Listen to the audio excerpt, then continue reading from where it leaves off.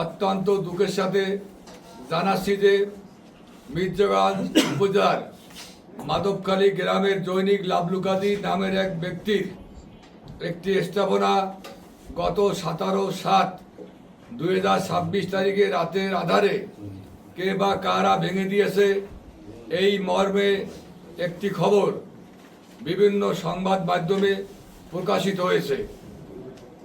লাবলু কাজীর স্থাপনাটি ভাঙচুরের কারণে আমাদের পটুয়াখালী 1 আসনের মাননীয় সংসদ সদস্য আলহাজ আলতাফ হোসেন চৌধুরী সাহেব ও অন্যান্যদের ন্যায় সেও ব্যথিত। লাবলু কাজী ফ্যাসিস্ট আমলে মাধবখালী ইউনিয়নের চেয়ারম্যান ছিল। আমরা যতদূর শুনতে পেরেছি লাবলু কাজীর স্থাপনাটি সরকারি খাস জমিতে নির্মিত।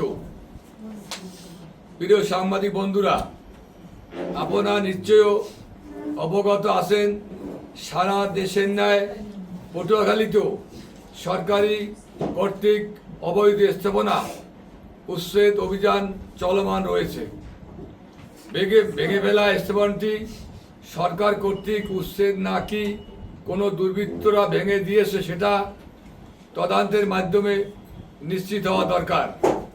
কিন্তু দুঃখজনক হলো সত্য, ভেঙে ফেলা স্থাপনাটি নিয়ে পটুয়াখালী 1 আসনের মাননীয় সংসদ সদস্য জনাব আলতাফ হোসেন চৌধুরী সাহেবকে নিয়ে যে বিভ্রান্তিকর তথ্য প্রকাশ করা হচ্ছে সেটা অত্যন্ত দুঃখজনক। প্রিয় সাংবাদিক ভাইরা, আপনারা নিশ্চয় অবগত আছেন পটুয়াখালী 1 আসনের মাননীয় সংসদ সদস্য মহোদয় বর্তমানে বিদেশে অবস্থান করছেন। মাননীয় সংসদ সদস্য এই স্থাপনা ভাঙচুর নিয়ে কোনো কিছুই জানেন না, কিন্তু একটি স্বার্থান্বেষী মহল আলতাফ হোসেন চৌধুরীর জনপ্রিয়তায় স্তম্ভিত হয়ে তাকে জড়িয়ে বিভিন্ন অপপ্রচার চালাচ্ছে। প্রিয় সাংবাদিক ভাইরা, পটুয়াখালী 1 আসনের মাননীয় সংসদ সদস্য আলহাজ আলতাফ হোসেন চৌধুরী সাহেবও এই ঘটনার সুষ্ঠু তদন্তের মাধ্যমে জড়িতদের শনাক্ত করে আইনের আওতায় এনে বিচার করার জন্য সংশ্লিষ্ট কর্তৃপক্ষকে নির্দেশ দিয়েছেন। তবে সরকারি জমিতে যদি কোনো ব্যক্তি স্থাপনা নির্মাণ কাজ করে থাকেন, সেটা যদি আমাদের দলের কোনো নেতাকর্মী হয় তবে তার বিরুদ্ধে ব্যবস্থা নেওয়ার নির্দেশ দিয়েছেন। প্রিয় সাংবাদিক বন্ধুরা, আপনারা নিশ্চয় অবগত আছেন ফ্যাসিস্ট সরকারের সময় আওয়ামী লীগ, যুবলীগ, ছাত্রলীগ নেতাকর্মীরা পটুয়াখালী মাননীয় সংসদ সদস্য আলতাফ হোসেন চৌধুরীর বাড়ি সুরাইয়া ভবনে কমপক্ষে 7-8 বার হামলা করে টয়লেট কমোড পর্যন্ত ভেঙে দিয়েছে।